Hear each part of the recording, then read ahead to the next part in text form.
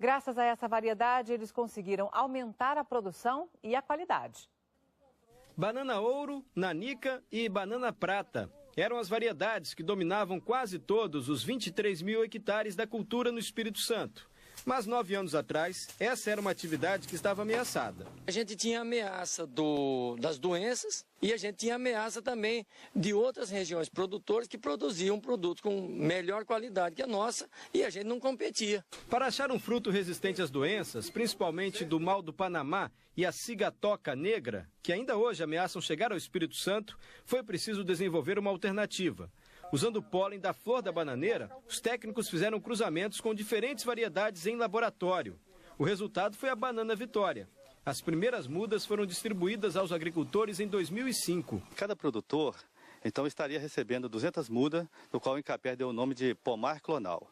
Esses produtores, recebendo essas mudas, teriam um compromisso de depois repassar para mais 2 produtores, 200 mudas também para cada um. Aqui no município de Alfredo Chaves, na região serrana capixaba, Marcelo foi um dos agricultores que receberam as primeiras mudas. Qual era a banana que você tinha antes aqui?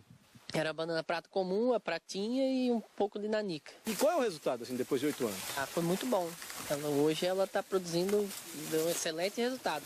Ele dobrou a produção.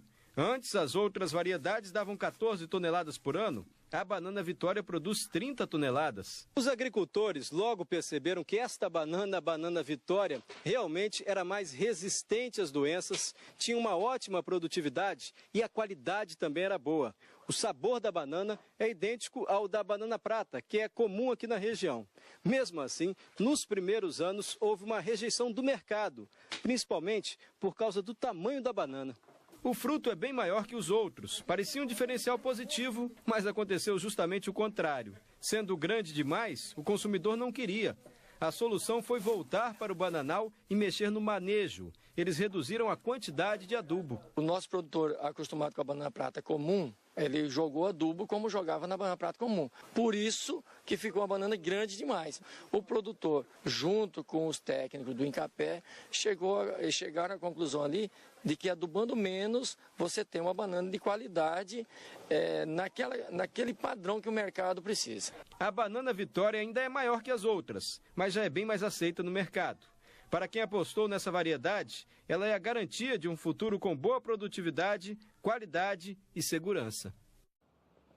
O Instituto Capixaba de Pesquisa, Assistência Técnica e Extensão Rural vai credenciar mais agricultores para a produção da banana Vitória. A meta é distribuir cerca de 130 mil mudas até o ano que vem.